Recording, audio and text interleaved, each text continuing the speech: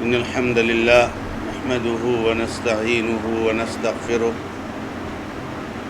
ونعوذ بالله من شرور أنفسنا ومن سيئات أعمالنا من يهده الله فلا مضل له ومن يضلل فلا هادي له وأشهد أن لا إله إلا الله وحده لا شريك له وأشهد أن محمدًا عبده ورسوله صلى الله تعالى عليه وآله وسلم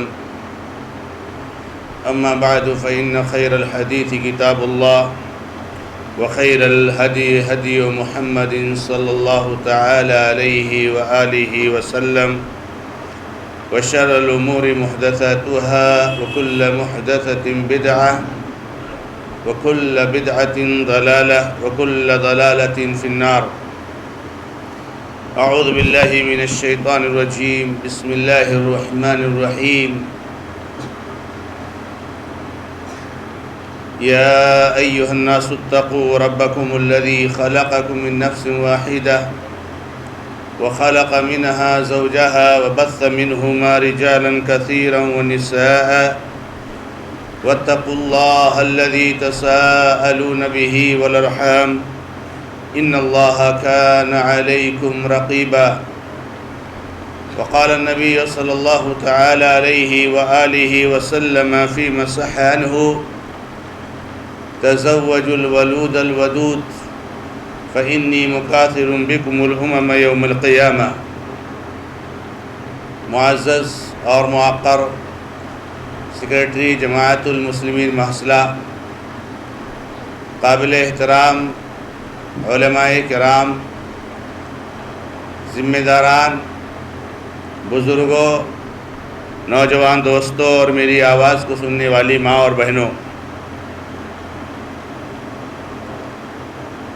ہمیں اور آپ کو معلوم ہے کہ ہمارے گاؤں کے معزز اور موقر رکن کی دو بیٹیوں کی شادی کی مناسبت سے آج ہم اور آپ یہاں پر جمع ہوئے ہیں، اور اس موقع سے تھوڑی دیر کے لیے اللہ اور اس کے رسول صلی اللہ تعالی وسلم کی باتوں کو سننے اور سنانے کے لیے ہم اور آپ یہاں پر موجود ہیں۔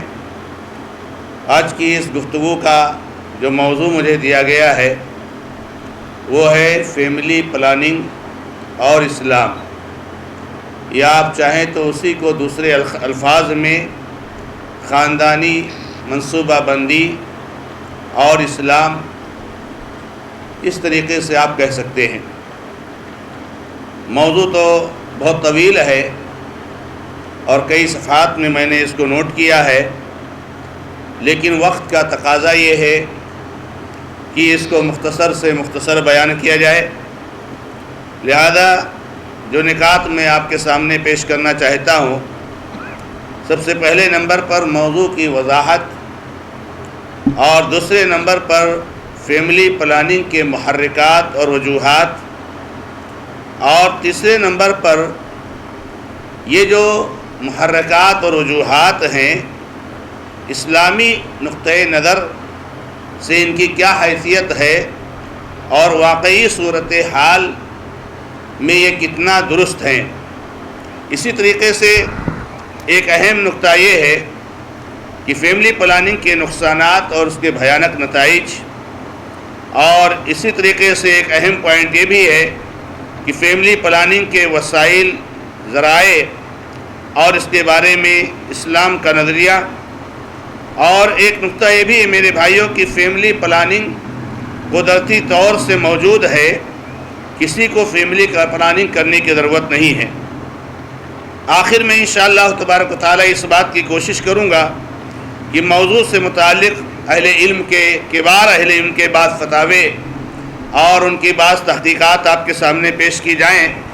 اللہ رب العزت سے دعا ہے کہ رب العزت ہمیں اور آپ کو اس ایک اہم سلگتے ہوئے موضوع کو سنجیدگی سے سننے اور اس سلسلے میں ہماری جو شرعی رہنمائی ہے اللہ تبارک و تعالیٰ اس رہنمائی پر عمل کرنے کی توفیق عطا فرمائے۔ سب سے پہلی بات تو موضوع کی وضاحت تو جیسے کہ میں نے کہا فیملی پلاننگ اور اسلام یا خاندانی منصوبہ بندی اور اسلام اصل میں انسان کو تاریخ کے مختلف ادوار میں نسل بڑھنے سے متعلق مختلف اندیشے اور خطرات لاحق ہونے کا احساس ہوتا رہا ہے، اور جن اندیشوں اور خطرات کی وجہ سے انسانیت یا یہ سمجھتی ہے کہ انسان بہت بڑی مشکل میں پڑ جائے گا، جس کے لیے کچھ وہ پلاننگ کرتے ہیں کہ نسل پر کنٹرول کیسے کیا جائے اور کس طریقے سے لمیٹیشن کیا جائے۔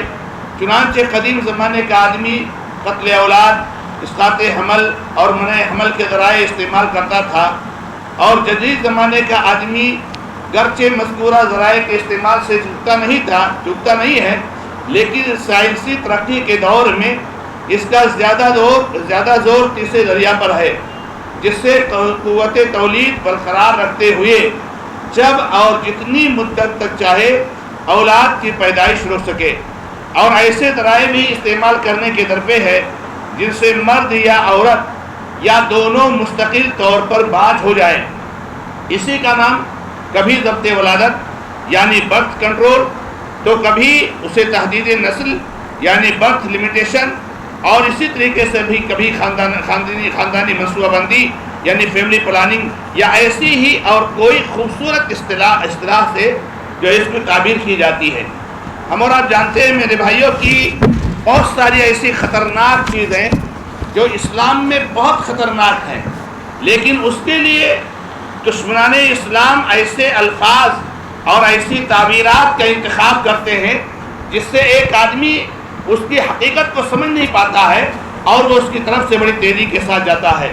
آپ اسی طریقے سے عورتوں کے بارے میں دیکھیں گے تو آج عورتوں پر جو ظلم ہو رہا ہے، اور عورتوں کو اسلام نے جو مقام اور جو شرف اور جو عزت عطا فرمائی تھی، جو آج اس کی دھجیاں اڑائی گئی ہیں، تو کس نام پر اڑائی گئی ہیں؟ آزادی رسوا کے نام پر، تو مساوات کے نام پر، تو عورتوں کے ایجوکیشن کے نام پر، تو اس طریقے سے اور دوسرے الفاظ۔ تو فیملی پلاننگ کا معاملہ بھی ایسے ہی ہے کہ برتھ کنٹرول یا فیملی پلاننگ یا اس طرح کے دوسرے الفاظ کو استعمال کیا جاتا ہے، اور حقیقت میں جو ہے اس کا مقصد کچھ اور ہوتا ہے۔ فیملی پلاننگ کے محرکات اور اسباب کیا ہیں؟ ہم سب سے پہلے یہ جانیں کہ کیوں آدمی فیملی پلاننگ کرتا ہے، بھائی کیوں آدمی اس کے بارے میں اقدامات کرتا ہے۔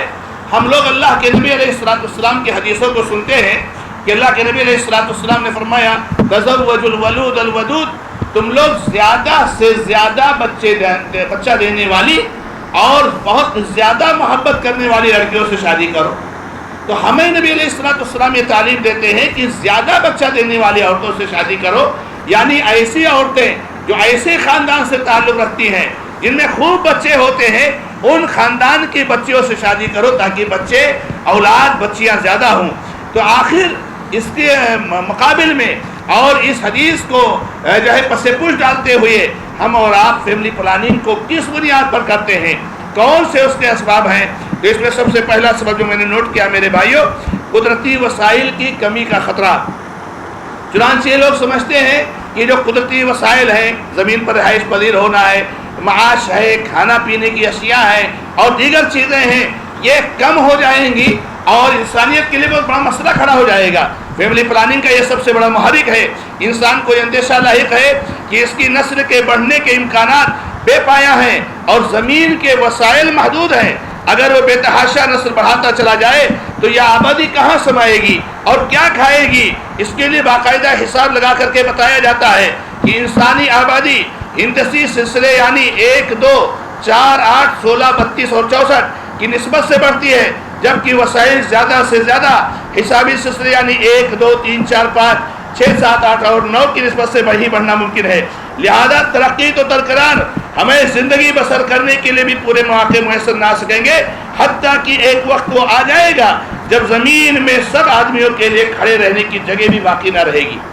یہ ایک بہت بڑا سبب ہے جس کی وجہ سے دنیا لوگوں کو فیملی پلاننگ کی دعوت دیتی ہے۔ ایسے ہی دوسرا سبب ہے میرے بھائیوں، فقر و فاقہ کشی۔ ایک شخص سوچتا ہے کہ جب میری زیادہ اولاد ہو جائے گی تو میں کیسے کما کر کھلا پاؤں گا، اور میری تھوڑی سی جائیداد میں ان کو بہت کم حصہ آئے گا، اور نتیجتاً غربت و فقر و فاقہ کشی کی زندگی گزارے گی۔ اسی طریقے سے فیملی پلاننگ کے محرکات میں سے ایک محرک یہ بھی ہے تعلیم اور تربیت۔ شیطان ہمارے ذہنوں میں یہ مسئلہ ڈالتا ہے کہ جب ہمارے بچے زیادہ ہوں گے اور بکثرت اولاد ہوگی تو ان کو تعلیم دینا، ان کی تربیت کرنا یہ بہت مشکل ہوگا، لیکن جب کم اولاد ہوگی، محدود اولاد ہوں گی تو ہم ان کی اچھی طریقے سے تربیت کر سکتے ہیں، ان کو ہائر ایجوکیشن دے سکتے ہیں، ان کو اچھے سے پڑھا سکتے ہیں۔ اسی طریقے سے فیملی پلاننگ کے اسباب میں سے ایک سبب میرے بھائیوں عار اور شرم بھی ہے۔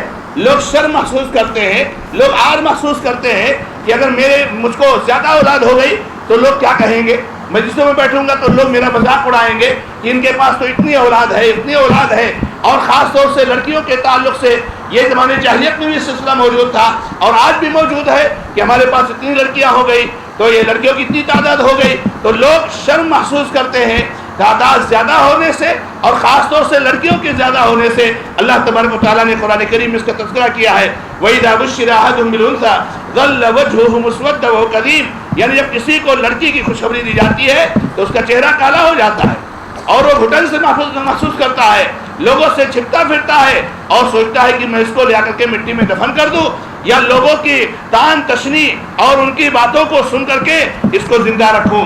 اسی طریقے سے فیملی پلاننگ کے اسباب میں سے ایک سبب یہ بھی ہے میرے بھائیوں کہ ملک کے قوانین کے حساب سے بعض سہولیات حاصل کرنے کی لالچ یا وہ اقدام، اگر ہمارے پاس 2 بچوں سے زیادہ ہوں گے تو ہم یہ گورنمنٹ میں سروس نہیں کر سکتے ہیں، ہم یہ الیکشن نہیں لڑ سکتے، ہم وہ نہیں لڑ سکتے، تو گورنمنٹ کی بعض سہولیات کو حاصل کرنے کے لیے آدمی جو ہے فیملی پلاننگ کرتا ہے۔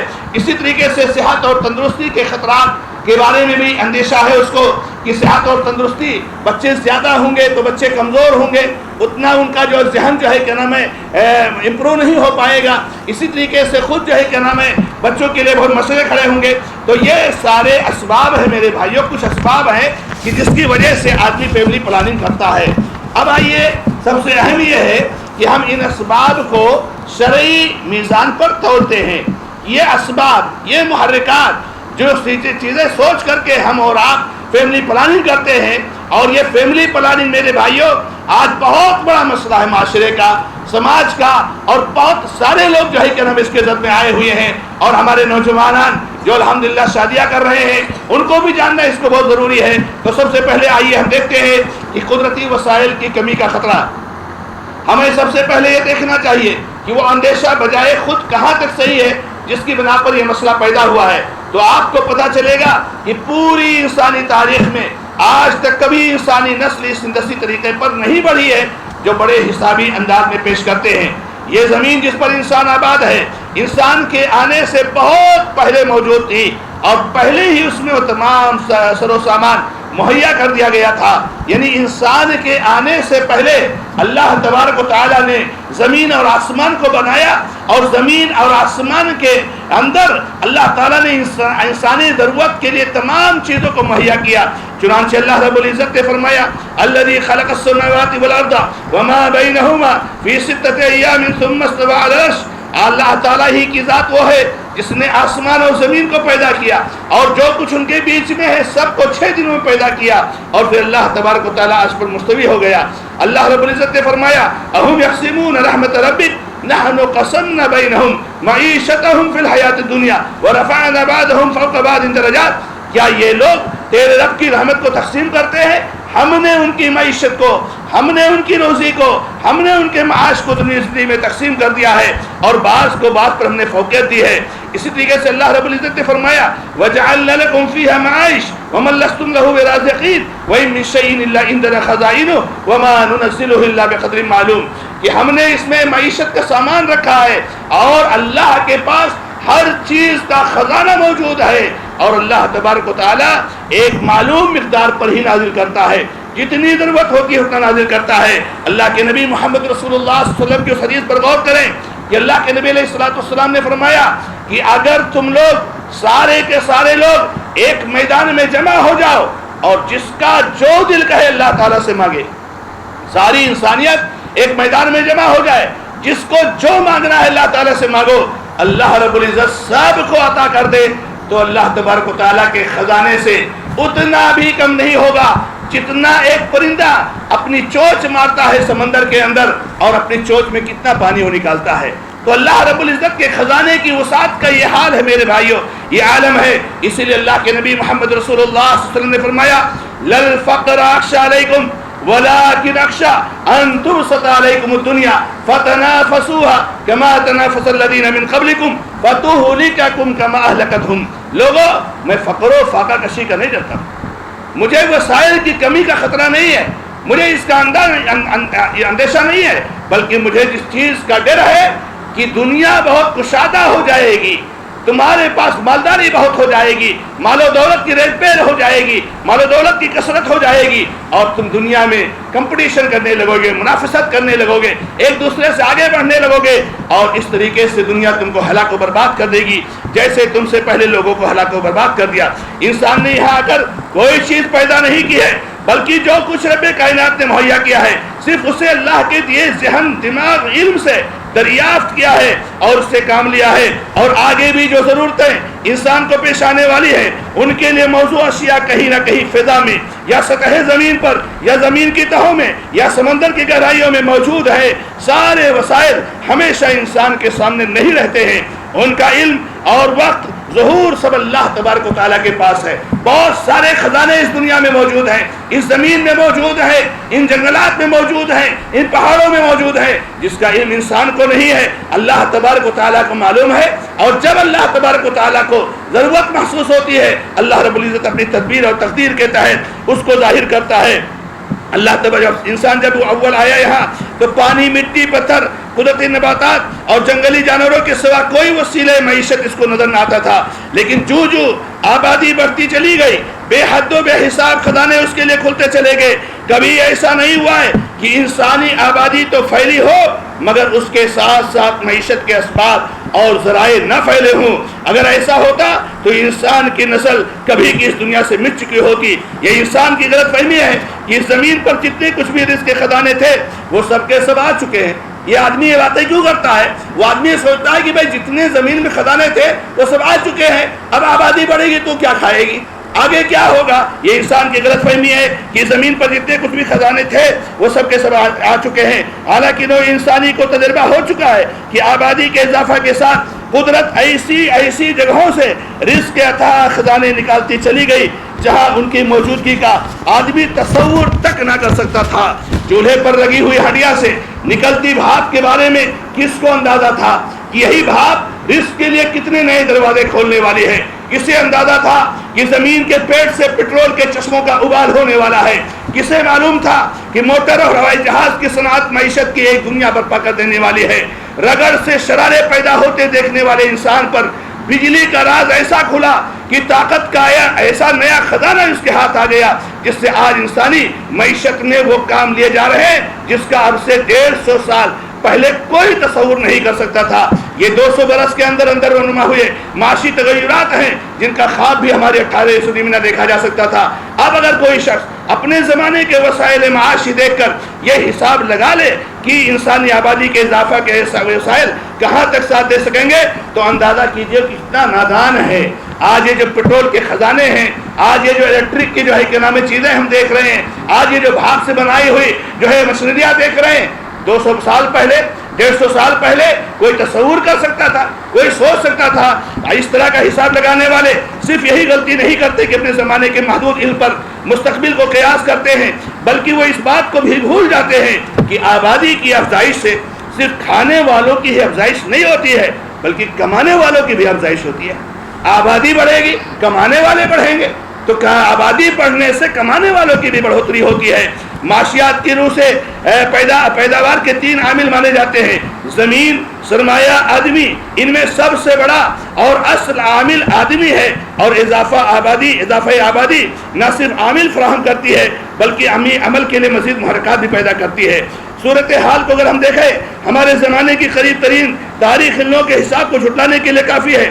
سن 1880 میں جرمنی کی آبادی 45 ملین تھی۔ اس وقت وہاں کے باشندے بھوکوں مر رہے تھے، ہزاروں کی تعداد میں اپنے ملک سے نکل کر باہر جا رہے تھے، لیکن اس کے بعد 34 سال کے اندر جرمنی کی آبادی 68 ملین تک پہنچ گئی۔ اس مدت میں آبادی کی نسبت سے ان کے وسائل میں کئی سو گنا زیادہ اضافہ ہو گیا، یہاں تک کہ انہیں ان وسائل کو چلانے کے لیے باہر سے آدمی درآمد کرنے پڑے۔ 1900 میں جو غیر ملکی جرمنی میں کام کر رہے تھے ان کی تعداد 8 لاکھ تھی، 1910 میں تعداد 13 لاکھ کے قریب پہنچ گئی۔ نہ کہ یہ خود کھاتے ہیں بلکہ لاکھوں دوسرے جو ہے کہ ملک کے بھی لوگ وہاں پر کھا رہے ہیں۔ اس سے بھی زیادہ صورتحال وہ ہے جو جنگ عظیم دوم کے بعد سے مغربی جرمنی میں دیکھی جا رہی ہے۔ وہاں قدرتی اضافہ آبادی کے علاوہ مشرقی جرمنی، پولینڈ اور چیکوسلواکیہ اور دوسرے اشتراکی مقبوضات سے جرمن نسل کے تقریباً 1.25 لاکھ مہاجرین منتقل ہوئے ہیں، اور اب تک ہر روز سینکڑوں کی تعداد میں چلے آ رہے ہیں۔ اس ملک کا رقبہ صرف 95,000 مربع میل ہے اور آبادی 2.20 کروڑ سے اوپر پہنچ چکی ہے، جس میں 65 لاکھ آدمی ناقابل کار ہونے کے باعث پینشن پا رہے ہیں۔ لیکن اس کے باوجود مغربی جرمنی کی معاشی حالت روز بروز ترقی کر رہی ہے۔ اس کو اضافہ آبادی کی نہیں، قلت آبادی کی شکایت ہے، اور کام کرنے کے لیے جتنے ہاتھ موجود ہیں ان سب کو استعمال کرنے کے بعد وہ مزید ہاتھوں کا طلبگار ہے۔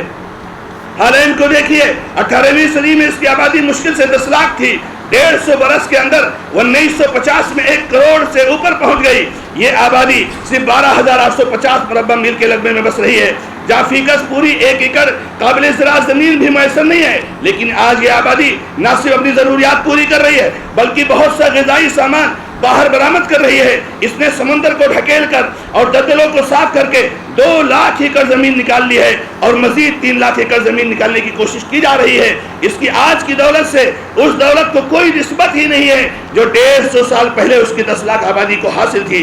انگلستان کو دیکھیے، 1789 میں برطانیہ وائرلینڈ کی آبادی 1 کروڑ 20 لاکھ تھی، 1913 میں 4 کروڑ 60 لاکھ ہو گئی، اور آج جنوبی آئرلینڈ کے نکل جانے کے باوجود 5 کروڑ 4 لاکھ ہے۔ تو کیا کوئی شخص کہہ سکتا ہے کہ اس 5 گنا اضافے نے برطانیہ کی آبادی کو پہلے سے زیادہ مفلس کر دیا ہے؟ بحیثیت مجموعی ساری دنیا کو دیکھیے، 18ویں صدی کے آخر سے اس کی آبادی میں غیر معمولی اضافہ ہونا شروع ہوا ہے، لیکن جتنی آبادی میں اضافہ ہوا ہے اس سے بدرجہ وسائل معیشت میں ہوا ہے۔ آج متوسط درجے کے لوگوں کو وہ کچھ میسر ہے جو 2 سال پہلے بادشاہوں کو بھی نصیب نہ تھا۔ اس پر ذرا غور کیجئے کہ آج ایک معمولی اور ایک متوسط درجے کے پاس وہ وسائل، وہ فیسلٹی، وہ دولت، وہ مال ہے جو پیچھے 200-300 سال پہلے بادشاہوں کو بھی میسر نہیں ہوا کرتا تھا۔ آج کے معیار زندگی سے 200 برس پہلے کے معیار زندگی کو آخر کیا نسبت ہے؟ تو میرے بھائیوں، یہ کہنا کہ جو ہے قدرتی وسائل کی کمی کا خطرہ ہے، یہ صرف کہنے کی بات ہے۔ ہمیشہ یاد رکھیے کہ کہا جاتا ہے کہ آدمی اپنے ناپاک ارادوں کو، اپنی سازش کو سیدھے الفاظ میں نہیں کہہ سکتا ہے، اس لیے اس کو گول مول اور اس طرح کے دوسرے الفاظ کے ذریعے سے تعبیر کرتا ہے تاکہ لوگ اس میں پھنستے چلے جائیں۔ رہا مسئلہ ایک وہ محرک فقر و فاقہ کشی کا، تو یہ تو ایک مومن کے اندر کبھی اس کے ذہن کے گوشے میں بھی نہیں آنا چاہیے کہ فقر و فاقہ کشی کا شکار ہوں گے، ہماری اولاد فقر و فاقہ کشی کا شکار ہوگی۔ اللہ رب العزت نے فرمایا وَكَأَيٍّ مِّن دَابَّةٍ لَا تَحْمِلُ رِزْقَهَا اللَّهُ يَرْزُقُهَا وَإِيَّاكُمْ۔ اے لوگو، کتنے ایسے جانور ہیں، کتنے ایسے چوپائے ہیں، تم تو اپنے گھروں میں اسٹاک کر لیتے ہو، تم تو اپنے گھروں میں جمع کر لیتے ہو، مگر کتنے چرند پرند ایسے ہیں، کتنے جانور ایسے ہیں، کتنے کیڑے مکوڑے ایسے ہیں جو اپنی روزی کو نہیں اٹھائے رہتے ہیں۔ اللہ تعالیٰ پھر بھی ان کو روزی دیتا ہے، اللہ تعالیٰ تم کو بھی روزی دیتا ہے۔ وَمِن دَابَّةٍ فِي الْأَرْضِ إِلَّا عَلَى اللَّهِ رِزْقُهَا۔ زمین میں جو بھی چوپایا ہے اس کی روزی کی ذمہ داری اللہ تبارک و تعالیٰ پر ہے۔ لَهُ مَقَالِيدُ السَّمَاوَاتِ وَالْأَرْضِ يَبْسُطُ الرِّزْقَ لِمَن يَشَاءُ وَيَقْدِرُ۔ اسی کے لیے آسمان اور زمین کی کنجیاں ہیں، چابیاں ہیں۔ اللہ تبارک و تعالیٰ جس کے لیے چاہتا ہے روزی کو کشادہ کر دیتا ہے اور جس کے لیے چاہتا ہے تنگ کر دیتا ہے۔ وَلَا تَقْتُلُوا أَوْلَادَكُمْ مِنْ إِمْلَاقٍ نَحْنُ نَرْزُقُكُمْ وَإِيَّاهُمْ۔ اے لوگو، اپنی اولاد کو فقر و فاقہ کشی کے ڈر سے نہ قتل کرو، ہم ہی تم کو بھی روزی دیتے ہیں اور ان کو بھی روزی دیں گے۔ وَلَا تَقْتُلُوا أَوْلَادَكُمْ خَشْيَةَ إِمْلَاقٍ نَحْنُ نَرْزُقُهُمْ وَإِيَّاكُمْ۔ بخاری کی روایت کو یاد کیجئے، ہم اور آپ سبھی لوگ جانتے ہیں، بار بار اس کا تذکرہ ہوتا ہے کہ جب نطفہ رحم مادر میں جاتا ہے تو 40 دن تک نطفہ کی شکل میں ہوتا ہے، پھر 40 دن تک جو ہے جمے ہوئے خون کی شکل میں ہوتا ہے، پھر 40 دن تک گوشت کا لوتھڑا ہوتا ہے، پھر اس میں روح پھونکی جاتی ہے، مگر اسی وقت اس کی روزی لکھ دی جاتی ہے کہ وہ کیا کھائے گا، کیسا رہے گا، اس کی مالی حیثیت کیا ہوگی۔ تو میرے بھائیوں یہ جو ہے کیا نام ہے سوچنا اور یہ محرک اور یہ سبب بھی باطل ہے کہ فرق و فاقہ کسی کا دل ہے۔ اسی طریقے سے تعلیم و تربیت، میرے بھائیوں تعلیم و تربیت یہ اولاد کی کمی سے نہیں ہوتی ہے، تعلیم و تربیت ذمہ داری کو محسوس کرنے سے ہوتی ہے، ورنہ ایک نہیں دسیوں بیسیوں مثالیں آپ دے سکتے ہیں معاشرے اور سماج میں کہ آدمی اپنی ایک اولاد کی تعلیم و تربیت نہیں کر پاتا ہے جبکہ دوسرا اپنی دسیوں اولاد کی تعلیم و تربیت کرتا ہے، کیونکہ وہ دھیان دیتا ہے، اہتمام کرتا ہے۔ اللہ کے نبی علیہ السلام نے جو اصول بتائے ہیں اور ہمیں جو ضابطے دیے ہیں تعلیم و تربیت کے لیے، ان ضابطوں کو جب ہم نافذ کریں گے تو ہم تعلیم و تربیت کر سکیں گے۔ آپ کے پاس 10 اولاد ہے، آپ کے پاس 20 اولاد ہے، آج ہمارے سامنے بہت سی ایسی مثالیں ہیں۔ آپ ماضی قریب میں ملک عبدالعزیز رحمہ اللہ کو لیجئے، 60-70 سے زائد لڑکے ان کے پاس تھے۔ اللہ رب العزت نے کس طریقے سے ان کو توفیق دی کہ اللہ تبارک و تعالیٰ کی توفیق سے انہوں نے اپنی اولاد کی توحید پر اور عقیدے پر جو تربیت کی ہے کہ آج شرک کا سیلاب آیا ہوا ہے، آج منہجی خلل کا سیلاب آیا ہوا ہے، مگر یہ ساری کی ساری اولاد اور یہ سارے کے سارے لوگ آج بھی توحید پر قائم ہیں، آج بھی عقیدے پر قائم ہیں، آج بھی منہج پر قائم ہیں۔ تو میرے بھائیوں یہ شیطانی وسوسہ تو کہا جا سکتا ہے اور جو ہے کہ نام شیطانی جو ہے گمراہیاں تو کہی جا سکتی ہیں، اس کا حقیقت سے کوئی واسطہ نہیں ہے۔ اسی طریقے سے اور شرم کا مسئلہ اللہ رب العزت نے قرآن کریم میں اور نبی علیہ السلام نے حدیثوں میں بیان فرمایا ہے کہ اولاد کتنی بھی ہو، اولاد ہمارے لیے شرف کی بات ہے۔ آپ بتائیے کہ نبی علیہ السلام کہیں کہ زیادہ سے زیادہ بچہ دینے والی لڑکیوں سے شادی کرو، یعنی زیادہ سے زیادہ اولاد آپ کے گھر میں ہونے چاہیے، کیونکہ اس کے ذریعے سے میں قیامت کے دن لوگوں پر اکثریت حاصل کروں گا، امتوں پر اکثریت حاصل کروں گا۔ انسان کے لیے کتنی بڑی شرف کی بات ہے، انسان کے لیے کتنی بڑی سعادت کی بات ہے کہ وہ اللہ کے نبی علیہ السلام کی امت کی کثرت کا سبب بن جائے اور اللہ کے نبی علیہ السلام اس کے اولاد کی کثرت سے کل قیامت کے دن دوسری امتوں پر کثرت حاصل کریں گے۔ تو میرے بھائیوں یہ جو اسباب بیان کیے جاتے ہیں اور محرکات بیان کیے جاتے ہیں ان کی کوئی حقیقت نہیں ہے۔ یہ جو ایک نقطہ ہے چھوٹا سا، فیملی پلاننگ دشمنان اسلام کی ایک عظیم شادت ہے۔ فیملی پلاننگ دراصل دشمنان اسلام کی ایک عظیم شادت ہے جو اسلام کی اسلام کی طرف بڑھتے ہوئے رجحانات اور مسلمانوں کی بڑھتی ہوئی آبادی کے پیش نظر ان کے غلبہ اور کثرت سے گھبرا کر رچی گئی ہے۔ یہی وجہ ہے کہ دشمنان اسلام کو اضافہ آبادی کے نقصانات اپنے ملکوں میں نظر نہیں آتے۔ حالیہ مسلم امت کی آبادی میں ادنا اضافہ ان کی نیت کو حرام کر دیتا ہے۔ اس کے تحت یہ جھوٹی خیرخواہی کا ڈھڈورا پیٹ کر انہیں اپنی سازش کا شکار بنایا جاتا ہے۔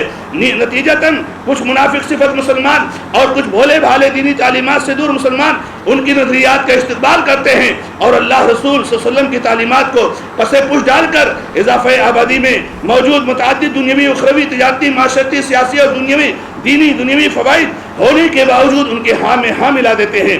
بطور مثال مصر کو لے لیجئے جس کے اضافہ آبادی کے بارے میں بہت زیادہ واویلا مچایا گیا اور بھکمری کے اندیشے ظاہر کیے گئے۔ مصر کی 97% زمین قابل کاشت ہے، 97% زمین قابل کاشت ہے، جس میں سے صرف 4% کو کاشت میں لایا جا رہا ہے، باقی زمینیں ویسی پڑی ہوئی ہیں۔ تو اگر یہ حقیقت میں خیر خواہ ہیں تو انہیں چاہیے کہ مصر کا تعاون زمین کو کاشت کے قابل بنانے میں کریں، جیسا کہ انہوں نے اپنی ناجائز اولاد اسرائیل کا تعاون کیا، جس کے نتیجے میں چھوٹے ملک نے بہت سارے منتجات، بہت سارے پروڈکٹ پوری دنیا میں پہنچا رہا ہے، جبکہ اس کی آبادی میں یہود کے ہجرت کرنے کی وجہ سے روز بروز اضافہ ہو رہا ہے۔ مزید تعجب کی بات تو یہ ہے کہ جو ممالک مصر کو خاندانی منصوبہ بندی کی دعوت دیتے ہیں، جبکہ مصر کی جملہ آبادی اس وقت 37 ملین تھی، جو کہ ایک مربع کلومیٹر میں صرف 11 آدمی رہتے ہیں، اور یہ لوگ ان مغربی ممالک کو خاندانی منصوبہ بندی کی طرف نہیں بلاتے ہیں، جن میں کسی ملک میں 1 مربع کلومیٹر میں 25 آدمی، تو کسی ملک میں 225 آدمی، تو کسی ملک میں 235 آدمی آباد ہیں۔ مزید تعجب اس وقت ہوتا ہے کہ جب ان میں سے بہت سارے مالک ایسے ہیں جو کثرت آبادی پر زور دیتے ہیں اور زیادہ بچے پیدا کرنے پر انعام سے نوازتے ہیں۔ اس دنیا میں آج بہت سارے ایسے غیر مسلم ممالک ہیں جو لوگوں کے لیے انعام رکھے ہوئے ہیں کہ جتنا بچہ پیدا کریں گے اتنا ان کو انعام دیا جائے گا، اور لوگوں کو ترغیب دلاتے ہیں اور ہمارے اسلامی ممالک کو، ہمارے بھائیوں کو یہ آبادی پر کنٹرول کرنے کی نصیحت کرتے ہیں۔ خلاصہ یہ ہے کہ بڑی طاقتوں کا خاندانی منصوبہ بندی کا مطالبہ ایک سازش ہے جس کا اول درجہ کا فائدہ اسرائیل کو ہوتا ہے۔ اب یہاں پر ایک نقطہ ہے میرے بھائیوں، فیملی پلاننگ کے نقصانات اور بھیانک نتائج۔ اسباب اور محرکات ہم نے جانا، اور اسباب اور محرکات کی حقیقت اور حیثیت کیا ہے وہ بھی جانا، اور پھر آپ کے سامنے یہ بات ضمنی طور سے آئی کہ فیملی پلاننگ دشمنان اسلام کی سازش ہے۔ اب ہم یہ جاننا چاہیں گے کہ فیملی پلاننگ کے نقصانات اور بھیانک نتائج کیا ہے۔ سب سے بڑا نقصان فیملی پلاننگ کا، خاندانی منصوبہ بندی کا، اللہ اور اس کے رسول صلی اللہ علیہ وسلم کے حکم کی مخالفت۔ اللہ اور اس کے رسول صلی اللہ علیہ وسلم کے حکم کی مخالفت یہ ایسا جرم ہے کہ جو انسان کے لیے سب سے خطرناک ہے۔ اللہ تبارک و تعالیٰ نے قرآن کریم میں بیان فرمایا ہے فَلْيَحْذَرِ الَّذِينَ يُخَالِفُونَ عَنْ أَمْرِهِ أَن تُصِيبَهُمْ فِتْنَةٌ أَوْ يُصِيبَهُمْ عَذَابٌ أَلِيمٌ۔ ان لوگوں کو ڈرنا چاہیے، ان لوگوں کو بچنا چاہیے جو اللہ کے رسول صلی اللہ علیہ وسلم کے حکم کی مخالفت کرتے ہیں۔ رسول اللہ صلی اللہ علیہ وسلم حکم دے رہے ہیں زیادہ سے زیادہ بچہ دینے والی لڑکیوں سے شادی کرو، زیادہ سے زیادہ بچے آپ کے گھر میں پیدا ہونے چاہیے، آپ اس کی مخالفت کر رہے ہو تو اللہ تبارک و تعالیٰ کہہ رہے ہیں کہ ڈرنا چاہیے کہ کہیں ان کو فتنہ نہ لاحق ہو جائے یا دردناک عذاب نہ لاحق ہو جائے۔ یا اس کی تفسیر میں اہل علم نے لکھا ہے فتنہ سے مراد شرک ہے کہ یہ اللہ اس کے رسول کے حکم کی مخالفت میں کئی شرک میں جا کر کے نہ گر پڑے، اس لیے انسان کو اسے ڈرنا چاہیے۔ اور وَمَن يَعْصِ اللَّهَ وَرَسُولَهُ فَقَدْ ضَلَّ ضَلَالًا مُبِينًا وَمَن يَتَعَدَّ حُدُودَهُ۔ اللہ تعالیٰ نے بہت ساری آیتوں فرمایا کہ جو اللہ کے حدود سے تجاوز کرے گا اللہ اس کو جہنم میں داخل کرے گا، ہمیشہ ہمیشہ میں رہے گا، وہ کھلم کھلا گمراہی میں گر پڑا ہے۔ تو اللہ اس کے رسول سے ان کی مخالفت یہ سب سے بڑا نقصان ہے۔ دوسرا نقصان ہے مقصد نکاح کا فقدان۔ مقصد نکاح یہی ہے سب سے اہم، جو کہ اولاد ہو، نسلیں چلیں۔ اللہ تعالیٰ نے قرآن کریم کی آیت کریمہ میں جو میں نے شروع میں تلاوت کی فرماتے ہیں وَبَثَّ مِنْهُمَا رِجَالًا كَثِيرًا وَنِسَاءً۔ آدم اور حوا کے ذریعے سے اللہ تعالیٰ نے بہت سارے مردوں اور عورتوں کو بکھیر دیا، پھیلا دیا۔ قرآن کریم میں کثرت سے اولاد کا تذکرہ ہے، اور اللہ کے نبی علیہ السلام کی حدیث جو میں بار بار آپ کے سامنے ذکر کرتا ہوں، اولاد جیسی عظیم نعمت سے محرومی یہ بھی اس کا ایک نقصان ہے۔ قرآن میں اولاد کا تذکرہ بکثرت نعمت ہے، جو بکثرت نعمت کے طور پر آیا ہے، نعمت کے طور پر اولاد کا ذکر کیا گیا ہے۔ آپ کے پاس اگر ایک اولاد ہے تو آپ کے پاس اللہ کی بہت کم نعمت ہے، بہت چھوٹی نعمت ہے، بہت محدود نعمت ہے۔ آپ کے پاس 5 نعمت ہے، آپ کے پاس 10 اولاد ہے، اس سے اتنا ہی زیادہ اللہ تعالیٰ کی نعمت کہ آپ سے جو ہے سرفراز ہو رہے ہیں۔ اللہ تعالیٰ نے فرمایا یَهَبُ لِمَن يَشَاءُ إِنَاثًا وَيَهَبُ لِمَن يَشَاءُ الذُّكُورَ أَوْ يُزَوِّجُهُمْ ذُكْرَانًا وَإِنَاثًا وَيَجْعَلُ مَن يَشَاءُ عَقِيمًا۔ اللہ نے کہا کہ اللہ تعالیٰ جس کو چاہتا ہے لڑکا لڑکی دیتا ہے، جس کو چاہتا ہے لڑکا دیتا ہے، جس کو چاہتا ہے لڑکی دیتا ہے، جس کو چاہتا ہے بال بنا دیتا ہے۔ تو یہ اللہ تبارک و تعالیٰ کا احسان ہے۔ وَيُمْدِدْكُمْ بِأَمْوَالٍ وَبَنِينَ۔ اللہ تعالیٰ تمہاری مدد کریں گے مال سے اور بیٹوں سے، اولاد سے۔ اور انبیاء کرام کے بارے میں ہم اور آپ جانتے ہیں کہ بکثرت دعا کرتے تھے رب هب لي من لدنك ذرية طيبة إنك سميع الدعاء ربنا رب هب لي من الصالحين ربنا هب لنا من أزواجنا وذرياتنا قرة أعين۔ یہ ساری دعائیں انبیاء کرام کرتے تھے، اور اللہ تعالیٰ نے یہ دعائیں کرنے کے لیے ہمیں اور آپ کو سکھایا ہے۔ تو میرے بھائیوں یہ مقصد نکاح ہے جس کا فقدان ہوتا ہے فیملی پلاننگ میں۔ اسی طریقے سے آبادی کی کمی ہوتی ہے، یہ بہت بڑا نقصان ہے۔ اس صورت میں بہت زیادہ متوقع ہے کہ جتنا لوگوں کے اندر ذاتی آسائش اور معیار زندگی کا بلندی کا چسکا بڑھتا جائے گا، وہ اولاد کی پیدائش کم کرتے چلے جائیں گے، یہاں تک کہ قوم کی آبادی بڑھنے کے بجائے گھٹنی شروع ہو جائے گی۔ یہ نتیجہ محض متوقع ہی نہیں ہے بلکہ عملاً فرانس میں رونما ہو چکا ہے۔ دنیا میں پہلا ملک ہے جس نے ضبط ولادت کے طریقوں کو وسیع پیمانے پر آزمایا ہے۔ 1 صدی کے اندر اس کا نتیجہ یہ ہوا کہ فرانس کے بیشتر اضلاع میں شرح پیدائش شرح اموات سے کم تر ہوتی چلی گئی۔ 1911 میں کے مقابلے میں 1921 میں فرانس کی آبادی 21 لاکھ سے کم نکلی۔ اسی حماقت کا نتیجہ فرانس کو 2 عالمگیر لڑائیوں میں ایسی سخت شکستوں کی شکل میں دیکھنا پڑا جنہوں نے اس کی عظمت کا خاتمہ کر دیا۔ تو تو آبادی کی کمی یہ نقصان ہے، یہ ہمارے لیے نقصان کا ذریعہ ہے۔ اسی طریقے سے میرے بھائیوں، فیملی پلاننگ کا ایک نقصان اور ایک خطرناک نتیجہ، بھیانک نتیجہ اخلاق کا فقدان ہے۔ خاندانی منصوبہ بندی کا اثر سے بچے ہی کم پیدا کرنے تک محدود نہ رہے گا، بلکہ احساس پیدا ہوگا کہ کمائی کا زیادہ سے زیادہ حصہ ان کی اپنی آسائش پر ہی صرف ہونا چاہیے، اور خاندان کے جو افراد کمانے کے بجائے صرف خرچ کرنے والے ہیں، ان کی شرکت سے کمانے والے کا معیار زندگی گر جاتا ہے۔ نتیجتاً آپ دیکھیں گے کہ لوگوں کو صرف نئی پیدا ہونے والی اولاد ہی نہ کھلے گی، بلکہ ان کو اپنے بوڑھے ماں باپ بھی کھلیں گے، اپنے یتیم بھائی بہن بھی کھلیں گے، ایسے مریض بھی کھلیں گے جن کے شفا یاب ہونے کی توقع باقی نہ رہی ہو، ایسے عزیز بھی کھلیں گے جو اپاہج اور ناکارہ ہو چکے ہوں۔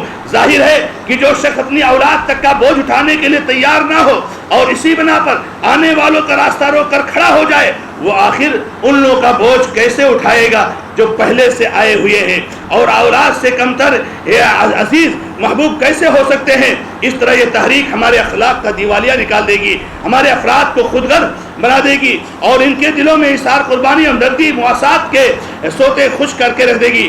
یہ نتیجہ بھی محض قیاس و گمان پر مبنی نہیں ہے۔ جن معاشروں میں طرز فکر پیدا کیا گیا ہے وہاں یہ سارے حالات آج رونما ہو رہے ہیں۔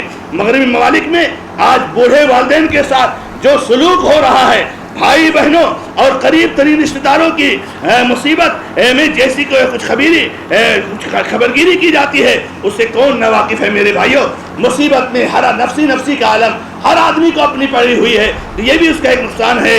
اور اسی طریقے سے زنا کی کثرت، یہ بھی میرے بھائیوں فیملی پلاننگ کا ایک نقصان ہے۔ اس تحریک کو عملاً کامیاب کرنے کے لیے جب ضبط ولادت کے طریقوں کا عام طور پر پھیلایا جائے گا اور اس کے ذرائع وسائل عام لوگوں کی دسترس تک پہنچا دیے جائیں گے، تو اس کی کوئی ضمانت نہیں دے سکتا ہے کہ ان وسائل اور ان سے صرف شادی شدہ جوڑے ہی فائدہ اٹھائیں گے، بلکہ زیادہ غالب بلکہ واقع ہے کہ شادی شدہ زوجین اس سے اتنا فائدہ نہیں اٹھاتے ہیں جتنا بن بیاہے دوست فائدہ اٹھاتے ہیں۔ یہ زناکاری جب اسقاط حمل کے ذرائع اور تولید کو روکنے کے ذرائع اور اولاد کے نہ پیدا ہونے کے ذرائع، تو پھر یہ نوجوان لڑکوں اور لڑکیوں کو ملنے سے کون روک سکتا ہے؟ ان کے سامنے جو ڈر اور خوف تھا کہ بچہ پیدا ہوگا، آر ہوگی، شرم ہوگی، اس ڈر سے کم دور رہتے ہیں، لیکن وہ اس وقت جو ہے کیا نام ہے اس سے آزاد ہو جائیں گے۔ لہذا معاشرے میں جہاں تعلیم و تربیت میں دین و اخلاق کا عنصر روز بروز کمزور پڑتا جا رہا ہے، جہاں سنیما، فحش تصاویر، فحش لٹریچر، فحش گانے روز بروز بڑھ رہے ہوں، پردے کے قیود ٹوٹ رہے ہیں، آزادانہ کلچر کے مواقع فراہم کیے جا رہے ہوں، یہ استقرار ہم سے راز کے فحش ہونے کا خوف بھی ختم ہو جائے گا، تو زنا کے سیلاب کو کوئی روک نہیں سکتا۔ یہ نتیجہ بھی محض قیاسی نہیں بلکہ واقع ہے۔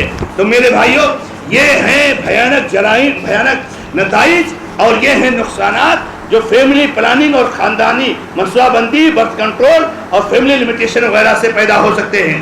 یہاں پر ایک نقطہ ہے، فیملی پلاننگ کے وسائل اور ذرائع اسلام میں جو ہے اور اس کے تعلق سے اسلام کیا ہے۔ تو کوئی بھی ذریعہ ہو پھیملی پلاننگ کے لیے، کوئی کچھ ذرائع میں لکھے ہیں لیکن اس کی ضرورت نہیں محسوس کرتا، میں کچھ اہم پوائنٹ جو بعد میں ہے اس کو ذکر کرنا چاہتا ہوں۔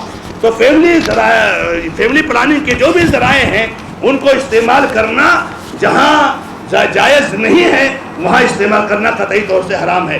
فیملی پلاننگ قدرتی طور سے موجود ہے، ہمیں کرنے کی ضرورت نہیں۔ کتنی انسانوں کو پیدا ہونا چاہیے، آبادی کتنی بڑھنی چاہیے، آبادی میں اضافہ کتنا ہونا چاہیے، یہ سب اللہ رب العزت نے کر کے رکھا ہو، اللہ تعالیٰ نے کر کے رکھا۔ ہم نہیں دیکھ رہے کہ انسانیت کی آبادی کس طریقے سے اور نسلیں کس طریقے سے آتی ہیں۔ کیا ایک بیگ جو ہے سارے انسان اس دنیا میں آ گئے؟ کیا سارے انسان ایک بیگ پیدا ہو گئے؟ نہیں، تھوڑے تھوڑے کر کے اللہ تبارک و تعالیٰ انسانوں کو پیدا کرتا ہے۔ غالباً کوئی بھی اس غلط فہمی میں مبتلا نہ ہوگا کہ وہ خود اپنے ارادے اور انتخاب سے دنیا میں آیا ہے۔ موجودہ زمانے کے علمی مشاہدات، ہم اور آپ اس دنیا میں آئے ہیں تو کیا اپنے ارادے سے آئے، اپنی چاہت سے آئے؟ جب اللہ رب العزت نے ہم کو بھیجنا چاہا ہے تب ہم آئے ہیں۔ یہ اللہ تعالیٰ کی فیملی پلاننگ ہے۔ کب پیدا ہوگا کون رخصت ہوگا اس دنیا سے؟ ان سے معلوم ہوتا ہے کہ ہر مواصلت کے موقع پر مرد کے جسم سے، یعنی جو سائنسی حقائق سامنے آئے ہیں تو معلوم ہوتا ہے کہ مواصلت جب میاں بیوی کے ملاپ ہوتا ہے تو مرد کے جسم سے جو مادہ خارج ہوتا ہے منی، اس میں تقریباً 50 کروڑ جرثومے ہوتے ہیں، جن میں سے ہر ایک اپنے اندر ایک انسان بن جانے کی پوری طاقت رکھتا ہے۔ بشرطے کہ اسے عورت کے بیضی خلیے میں داخل ہو جانے کا موقع مل جائے۔ اسی طرح ہر عورت کے اندر تقریباً 4 لاکھ انڈے موجود رہتے ہیں کہ جس میں مرد کا کوئی جرثومہ آ کر داخل ہو جائے تو استقرار حمل واقع ہو جائے۔ اس طرح مرد کے اربوں جرثومے ضائع ہوتے ہیں، عورت کے سینکڑوں انڈے برباد ہوتے ہیں۔ صرف ایک مخصوص ساعت ہوتی ہے جب مرد کے جرثومے کو عورت کے انڈے کے خلیے کے انڈے کے اندر داخل ہونے کا موقع مل جاتا ہے اور استقرار حمل واقع ہوتا ہے۔ اس نظام سے آپ خود دیکھ رہے ہیں کہ اس کے اندر ہماری منصوبہ بندی کے لیے کتنی گنجائش۔ اللہ رب العزت نے منی کے قطرات میں کروڑوں انسان پیدا ہونے کی طاقت رکھی ہے، لیکن کتنے انسان اللہ تعالیٰ پیدا کرتا ہے؟ تو اللہ رب العزت نے ہمارے لیے کتنی گنجائش رکھی ہے۔ مرد کے اربوں جرثوموں میں سے کسی خاص جرثومے کو عورت کے سینکڑوں انڈوں میں سے کسی انڈے سے ملایا جائے، کسی شخصیت پیدا کی جائے، صحیح سالم ہو، ناقص ہو، عیبدار ہو، یہ سب منصوبہ بندی نہیں تو اور کیا ہے؟ انسان جو پیدا ہو رہا ہے کیسا پیدا ہونا چاہیے؟ امیر پیدا ہونا چاہیے، غریب پیدا ہونا چاہیے، جو ہے ناقص ہونا چاہیے، پورا ہونا چاہیے، کامل ہونا چاہیے، یہ سب پوری منصوبہ بندی ہے۔ آپ ذرا غور کریں کہ ایک طرف آدمی کی قوت تولد و تناسل کا یہ حال ہے کہ ایک مرد کے جسم میں ایک وقت میں جو نطفہ خارج ہوتا ہے وہ ایک ملک کی آبادی سے کئی گنا آبادی پیدا کر سکتا ہے، لیکن دوسری طرف اس زبردست جو ہے اللہ رب العزت کہ جو ہے پیداوار کے نظام کو دیکھیے کہ اتنا محدود کر رکھا ہے کہ ابتدائے آفرینش سے آج تک ہزارہ سال کی مدت میں انسانی نسل صرف 3 ارب کی تعداد تک پہنچ چکی ہے۔ سوال یہ ہے کہ نوع انسانی کی جو آبادی اس رفتار سے بڑھ سکتی تھی، آخر خالق نے اپنے منصوبے کے سوا اور کس کے منصوبے آج تک اس کو قابو میں رکھا ہے؟ اللہ رب العزت کا یہ منصوبہ ہے۔ دراصل انسانی آبادی کی حقیقی منصوبہ بندی خالق کا یہی نظام کر رہا ہے۔ تو میرے بھائیوں، یہ جو ہے کیا نام ہے کہ منصوبہ بندی اور فیملی پلاننگ اللہ رب العزت نے خود کیا ہے۔ یہاں پر آپ کے اطمینان کے لیے اور آپ کے تسکین قلب کے لیے میں چاہتا ہوں کہ کچھ علماء کے فتاوے اور ان کی تحقیقات کو آپ کے سامنے پیش کروں۔ میرے بھائیوں، معاملہ صرف سننے کی حد تک نہیں رہنی چاہیے۔ معاشرے میں گھر گھر کا یہ مسئلہ ہے، گھر گھر کا مسئلہ ہے، اور لوگ اس کو ہنستے کھیلتے اسے ٹال جاتے ہیں اور اپنے دین کے بارے میں، دین کا کیا حکم ہے اس کو نہیں سمجھتے ہیں۔ خاندانی منصوبہ بندی کا حکم، خاندانی منصوبہ بندی کے تعلق سے شیخ ابن باز رحمۃ اللہ علیہ سے سوال کیا گیا، خاندانی منصوبہ بندی کا کیا حکم ہے؟ خاندانی منصوبہ بندی موجودہ دور کا اہم ترین مسئلہ ہے۔ اس بارے متعدد سوالات اس وقت ہمارے سامنے ہیں۔ ممتاز علماء کے بورڈ کمیٹی نے اپنے گزشتہ اجلاس میں اس موضوع کا بدقت جائزہ لیا اور اپنے علم کی روشنی میں جو بہتر سمجھا قرار دیا۔ ان فیصلہ جات کا خلاصہ یہ ہے کہ مانع حمل گولیوں کا استعمال ناجائز ہے، وہ اس لیے کہ اللہ تعالیٰ نے نسل انسانی اور امت مسلمہ میں اضافے کے اسباب کو اپنانا مشروع قرار دیا ہے۔ بچے زیادہ ہوں وہ اسباب اپنائیے، یہ اللہ تعالیٰ کا حکم ہے۔ بچے نہ ہوں اب وہ سب اسباب اپنا رہے۔ اللہ کے نبی علیہ السلام نے فرمایا یہ حدیث تزولوا الولود الودود، اور اسی طریقے دوسری روایت میں قیامت کے دوسرے انبیاء پر فخر کروں گا، نیز اس لیے بھی کہ امت مسلمہ کو افرادی قوت کی ضرورت ہے تاکہ وہ اللہ تعالیٰ کی بندگی کا فریضہ سر انجام دے سکیں اور اعلاء کلمت اللہ کی خاطر فی سبیل اللہ جہاد کریں اور کفار کی مکاریوں سے مسلمانوں کے تحفظ کا فریضہ سر انجام دے سکے۔ لہذا ضرورت کے علاوہ ایسی گولیوں کا استعمال نہیں کرنا چاہیے۔ اگر کوئی ضرورت ہے، مثلا یہ کہ عورت کے رحم میں کوئی ایسی بیماری ہے کہ جس کی بنا پر حمل نقصان دہ ہو سکتا ہے، یا اسی طرح کی کوئی اور بیماری ہے، تو ایسے حالات میں بقدر ضرورت ایسا کرنے میں کوئی حرج نہیں ہے۔ اسی طرح سے پہلے سے موجود بچوں کی کثیر تعداد کے پیش نظر اگر حمل نقصان دہ ہو تو ایک معین وقت مثلا 1-2 سال دودھ پلانے کی مدت تک ایسی گولیاں استعمال کرنے میں کوئی حرج نہیں ہے، تاکہ عورت کے لیے مشکلات میں کمی ہو سکے اور وہ مناسب انداز میں بچوں کی تربیت کر سکے۔ اگر مانع حمل گولیوں کا استعمال صرف اس مقصد کے تحت ہو کہ ملازمت کے لیے فراغت میسر آ سکے،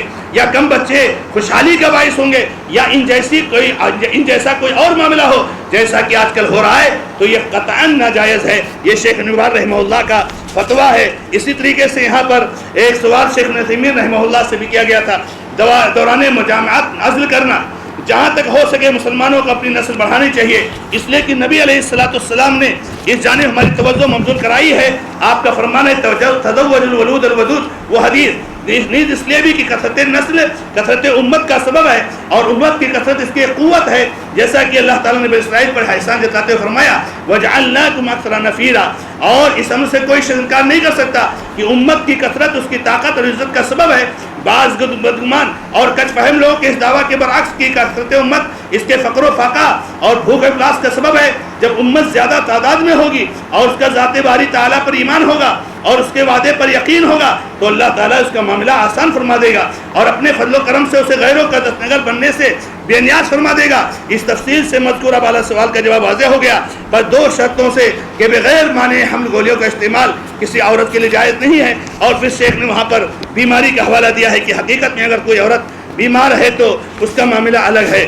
اسی طریقے سے یہاں پر نسل کی تحدید اور تنظیم کا حکم، اس تعلق سے ایک سوال لجنہ دائمہ سے کیا گیا ہے۔ ذیل میں ہم نسل کو منظم کرنے کے مسئلہ میں فقہ اکیڈمی کے قرارداد اور فیصلہ کو نقل کرتے ہیں۔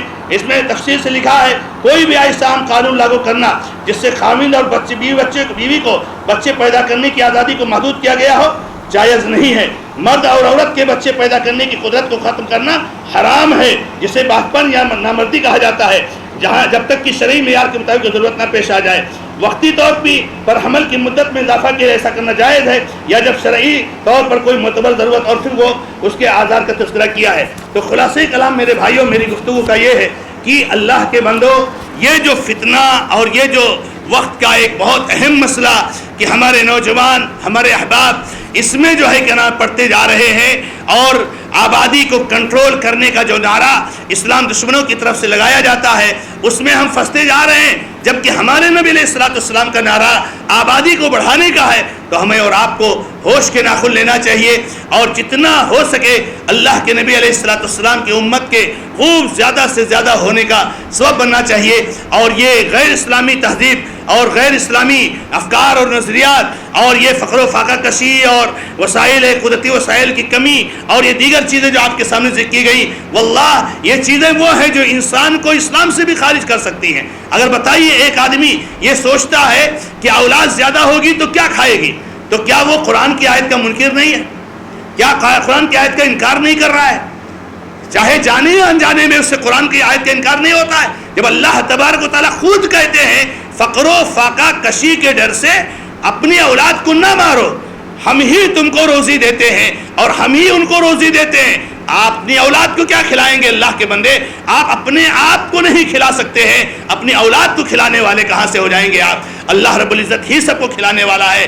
انسان دنیا میں بعد میں آتا ہے، مگر اس کے معاش کا انتظام پہلے کر دیا جاتا ہے۔ اس لیے ہمیں اور آپ کو اس موضوع کو سمجھنے کی ضرورت ہے۔ اللہ رب العزت سے اپنی بات کو یہیں پر ختم کرتے ہوئے دعا کرتا ہوں کہ رب العزت ہمیں اور آپ کو اسلامی افکار و نظریات کا حامل بنائے، غیر اسلامی افکار و نظریات سے ہماری حفاظت فرمائے، ہمیں ایسے افکار و نظریات سے توبہ کرنے کی توفیق عطا فرمائے، اور اللہ تبارک و تعالی ہمیں اللہ کے نبی علیہ السلام کی امت کی کثرت کا سبب بننے کی توفیق عطا فرمائے، اور اللہ تعالی ہر غیر اسلامی تہذیب سے ہماری حفاظت فرمائے۔ ھذا ما عندی واللہ تعالی عالم والحمد للہ رب العالمین وصلی اللہ علی محمد وسلم تسلیما کثیرا۔